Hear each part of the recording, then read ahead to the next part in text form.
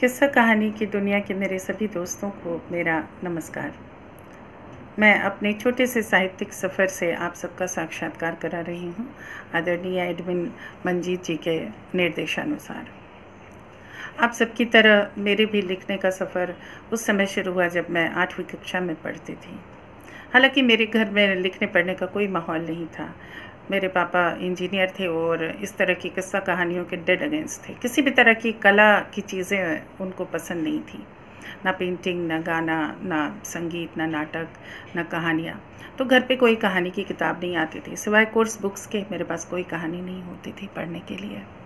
लेकिन जब मैं स्कूल जाती थी तो वहाँ पर लाइब्रेरी में हमें बहुत तरह की पत्रिकाएँ मिलती थी। तो वहीं पर सरिता एक पत्रिका आती थी, तो सरिता में छोटी छोटी शायरियाँ आती थी हर पन्ने पे करीब, और उनको पढ़ते हुए लगा कि अरे ऐसी पंक्तियाँ तो मेरे दिमाग में भी आती हैं। और फिर उनको देख देख कर ही मैंने उस तरह की रचनाओं को लिखना शुरू किया। मैं लिखती थी कॉपी के पीछे और 2 दिन बाद वो हिस्सा निकाल कर फाड़ कर फेंक देती थी।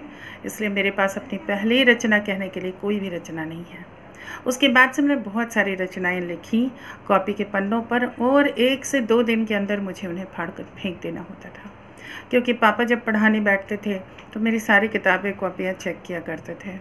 और मुझे बहुत डर लगता था, क्योंकि अक्सर होता था कि मैं पेंटिंग्स बनाकर भूल जाया करती थी, और पापा जैसे ही वो चित्र देख लेते तो उसके लिए मुझे काफ़ी डांट पड़ती थी या पिटाई भी लग जाती थी कई बार। तो खैर उन दिनों ये कॉमन सी बात थी, बहुत आसान सी बात थी। तो ऐसा होता था, तो उनके डर से मैं कुछ भी चीज़ लिख करके संचित करके नहीं रखती थी।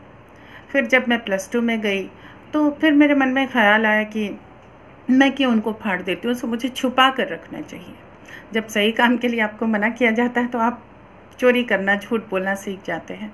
तो मैंने सोचा कि नहीं, अब से मैं फाड़ कर नहीं फेंकूँगी, मैं लिखूँगी और उसको छुपा कर रखूँगी। तो एक पतली सी कॉपी, स्कूल की ही कॉपी में से मैंने चुराई और उसमें मैंने कुछ रचनाएँ लिख कर रखी थी। जब मैं +2 में गई तो मेरी एक फ्रेंड ने वो कॉपी लेकर के, उस समय की जो हिंदी टीचर थी हमारी डॉक्टर आशा पुष्प, उनको जा कर के वो कॉपी दिखा दी।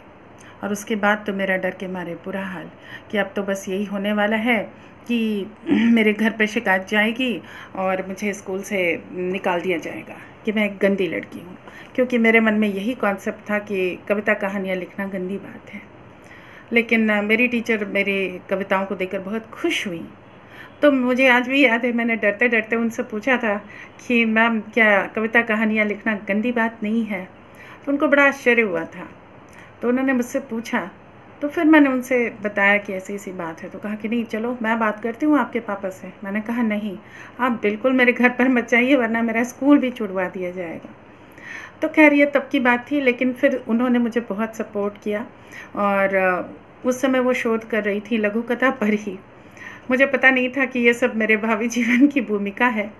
तो खैर वो जो भी अपने लिए किताबें मंगवाती वो मुझसे साझा किया करती, और उन्होंने ही मुझे देवकी नंदन खत्री समग्र, बंकिम समग्र और शरद चंद्र की किताबें, रविंद्रनाथ की किताबें, ये सारी किताबें उन्होंने मेरे साथ साझा की। उसके अलावा भी बहुत सारी किताबें उन्होंने अखिलन की किताबें उन्होंने दी पढ़ने के लिए। तो वो समय था जब मैंने बहुत सी किताबें पढ़ी, और उसके बाद से वो सफ़र शुरू हुआ। उन दिनों मेरा नाम प्रभा कुमारी हुआ करता था, तो मेरे नाम के आगे स्वयं लगाने का श्रेय भी मेरी शिक्षिका को ही जाता है। उन्होंने ही मुझे स्वयं प्रभा बनाया, और मेरी पहली रचना छपाई थी उन्होंने ही स्थानीय पत्रिका में। उसके बाद से जो सफ़र शुरू हुआ, तो फिर मेरी शादी हुई। तो मेरी शादी बहुत जल्दी हो गई थी, 20 बरस की होते होते। ग्रेजुएशन में ही थी, पूरी ग्रेजुएशन भी नहीं हुई थी।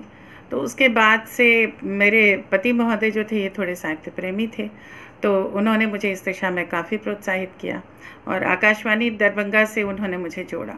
तो पहली बार आकाशवाणी दरभंगा पर मेरा काव्य पाठ हुआ था। बाद में बहुत सारे काव्य पाठ हुए, और ये भी जानकर खुशी हुई कि आकाशवाणी के साप्ताहिक शतदल कार्यक्रम में, जो एक साहित्यिक कार्यक्रम था, उसमें भी मेरी कविताएं बजाई गई थी। उसके बाद रोजी रोटी की तलाश में पटना आना हुआ, और फिर पटना के जितने भी शहर के साहित्यिक मंच थे वहाँ पर बहुत सारे मंचीय कार्यक्रमों में काव्य पाठ हुआ। रिज़र्व बैंक में, और यहाँ जो महालेखाकार भवन है PNB में। तो हिंदी सप्ताह या हिंदी पखवाड़े के अंतर्गत जो भी कार्यक्रम होते थे तो हमारी उपस्थिति अनिवार्य होती थी। उसके अलावा फिर पटना में आकाशवाणी पटना से जुड़ाव हुआ, फिर पटना दूरदर्शन से जुड़ी रही। तो फिर समाचार वाचक के रूप में आकाशवाणी पटना से 13 वर्षों तक जुड़ी रही। पटना दूरदर्शन के कई काव्य गोष्ठियों का संचालन किया, कई सारे मंचों का भी संयोजन किया, काव्य पाठ का। तो इस तरह से मेरा छोटा सा साहित्यिक सफ़र चलता रहा। इसी बीच में साहित्य अकादमी से जुड़ाव हुआ। मैथिली कवित्री के रूप में मैं वहाँ संयोजित हूँ और कई सारे कार्यक्रमों में देश भर में मैंने मैथिली कवित्री के रूप में बिहार का प्रतिनिधित्व किया है।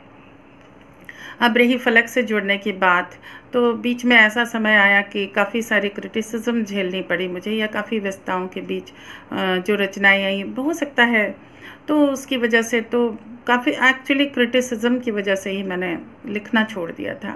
मैंने लिखती ही नहीं थी, कलम छोड़ दी थी। तो फिर मेरी एक मित्र ने मुझे फलक से जोड़ा और जब मैं जुड़ी तो मैंने कुछ कहानियाँ पढ़नी शुरू की, लघु कथाएँ। तो फिर से रुचि जगी, लेकिन फिर भी एक शिथिलता थी।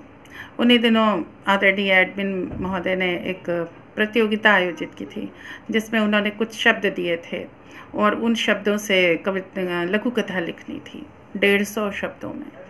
तो फिर मैंने रचना लिखी और बाद में फिर जब उन्होंने रिज़ल्ट घोषित किया तो उसमें मेरी रचना को पसंद किया गया था। मेरी कहानी विजेता कहानियों में नहीं थी, लेकिन पसंद किया गया था। तो फिर मुझे लगा कि चलो ये क्या बुरा है, तो फिर मैंने कुछ लघु कथाएँ लिखना शुरू किया। और उसके बाद धीरे धीरे जब जैसे जैसे मंजीत जी से परिचय होता चला गया, इसी फलक के माध्यम से, उनके कुशल निर्देशन के माध्यम से, और फिर बहुत सारे साहित्यिक मित्र बने यहाँ पर, और उनसे जब व्यक्तिगत मित्रता भी हो गई तो बहुत सारे मेरे फेसबुक के जो जिसको आभासी दुनिया के मित्र हैं वो बहुत दिल के करीब हैं। तो इस तरह से उस समय से लेकर अब तक ये सफ़र जारी है और अब आप लोगों के साथ हूँ। तो आशा है आगे भी हम लोग ऐसे ही मिलजुल कर अच्छे अच्छे काम करते रहेंगे। और किस्सा कहानी में जब कहानियाँ पढ़ने का मौका मिला तो ये अपने आप में एक बहुत ही आनंददायक काम है और मुझे इसमें बहुत अच्छा लगता है, आपको सुनना भी और ख़ुद पढ़ना भी। तो चलिए हम लोग मिलकर साथ साथ चलते हैं किस्सा कहानी में, कहानी सुनाने के सफ़र पे। धन्यवाद। नमस्कार दोस्तों, मैं भगवती सक्सेना गौड़। आज कहानी कविता मैंने कैसे लिखनी शुरू की, आज वही आपके सामने कहानी बना के ला रही हूँ। छोटी बेटी ने मेरे अकेलेपन को पहचाना, क्योंकि घर में सिर्फ हम दोनों, मैं और मेरे श्रीमान जी ही रह गए थे और दोनों अपनी उड़ान भर चुकी थी, एक डॉक्टर एक इंजीनियर। अब उसने मेरा फेसबुक अकाउंट बनाया, पर मैं डायरी में पहले से कभी कभी कविता कहानी लिखती थी और 2012 में मैंने गृहशोभा में एक कहानी भेजी, छोटी सी, और वो सबसे छुपाती रही क्योंकि जॉइंट फैमिली थी और छोटा शहर था। फिर एक दिन यूं ही फेसबुक में घूमते घूमते फलक में पदार्पण हुआ और कहानियाँ पढ़ते पढ़ते कब पता नहीं मेरी उंगलियां विचारों के साथ दौड़ने लगी। 2017 में पहली कहानी निर्णय मैंने लिखी और उसके लाइक्स और कमेंट्स देखकर मेरी खुशी का ठिकाना नहीं रहा। मैं बहुत भावुक हूँ और मैं बचपन से आज तक की कोई बात भूली नहीं हूँ। 4 शहरों में मेरा जीवन विभाजित है, खड़गपुर, दिल्ली, गोरखपुर और अब बेंगलोर। गिना तो नहीं, पर 400-500 कहानियाँ लिख चुकी हूँ। अभी 7 जुलाई को अचानक मेरा आत्मविश्वास फलक के गुरु मंजीत जी ने एक जादू की छड़ी घुमाकर इतना बढ़ा दिया कि मैं कई ग्रुप्स में लिखने लगी। उसके बाद मेरी उंगलियां अपने मंजिल की यात्रा में निकल पड़ी। 2022 का टारगेट एक सोच रखा है। लघुकथा संग्रह के नीचे इस अदना सी व्यक्तित्व का नाम रहेगा। लेखन शायद अंतिम सांस तक मुझसे जुड़ा रहेगा। नमस्कार दोस्तों। फलक परिवार के प्रत्येक सदस्य को मेरा नमस्कार। मैं हूँ गार्गी विद्यांत और जैसा कि हम सब जानते हैं कि इस बार भी हमारे एडमिन सर ने बड़ा ही मज़ेदार टास्क दिया है हमारी प्रथम रचना के ऊपर कुछ अपने विचार व्यक्त करने के लिए कि हमारी प्रथम रचना कब थी, क्या थी और क्या प्रतिक्रियाएं मिली उस रचना के बाद हमें। उसी दिशा में एक छोटा सा प्रयास है। मेरी पहली रचना, मैं केंद्रीय विद्यालय की छात्रा रही हूँ। 12 साल मैंने गुजारे हैं। कक्षा पहली से लेकर 12वीं तक की पढ़ाई मैंने केंद्रीय विद्यालय से ही की है। तो मेरी प्रथम रचना भी उसी विद्यालय के प्रांगण से निकली। बात 1999 की है, जब मैं कक्षा 8वीं में थी। स्कूल में हेडक्वार्टर से एक सर्कुलर आया था जिसमें कहा गया था कि प्रत्येक स्कूल अपना एक स्कूल मैगजीन प्रकाशित करेगा, जिसे स्कूल पत्रिका कहा जाता है। तो इस अनाउंसमेंट के बाद हम सब में बड़ा ही जोश था, क्योंकि पत्रिकाएं, मैगजीन्स तो हम खरीदते थे, पढ़ते थे। अब अपनी स्कूल का एक मैगजीन, उसमें भी हमारी रचनाएं आ सकती हैं। तो काफी उत्साहजनक था ये टॉपिक कि अपनी भी कविता या कहानी या कोई रचना छप सकती है मैगजीन के रूप में हमारे नाम के साथ। तो हमारी हिंदी की जो शिक्षिका थी, ज्योति सैनी मैम, मेरी प्रिय शिक्षिकाओं में से एक हैं। उन्होंने हम सबको काफी प्रोत्साहित किया कि लिखो, जरूरी नहीं है कि बिल्कुल प्रगाढ़ व्याकरण से युक्त कुछ लिख देना है तुम्हें, मन के भावों को व्यक्त करो। कुछ भी रचना तब तक सार्थक नहीं हो सकती जब तक आप उसको रचने के बाद खुद संतुष्ट ना हो। तो लिखो, जैसा मन में आ रहा है वैसा लिखो। मैं हूं आप लोगों के साथ, मैं पूरा मार्गदर्शन करूंगी, आप लोग लिखो बस। मैं चाहती हूँ हर एक बच्चा लिखे मेरी कक्षा से। तो बड़ा जोश दिलाया मैम ने। तो हम भी घर चले गए और माँ से कहा कि माँ ऐसी ऐसी बात है। तो माँ ने भी एकदम जोश में कहा हाँ क्यों नहीं, बिल्कुल लिखो, शुरुआत तो करो। जब इतना अच्छा एक मंच मिल रहा है, इससे पहले तो स्कूल मैगजीन्स निकली नहीं थी, तो क्यों नहीं लिखोगी, जरूर लिखो। तो हम भी बड़े खुश हो गए, जोश में आ गए कि हाँ मैम ने भी बोल दिया, माँ ने भी बोल दिया, यानी हम लिख सकते हैं, चलो ट्राई करते हैं।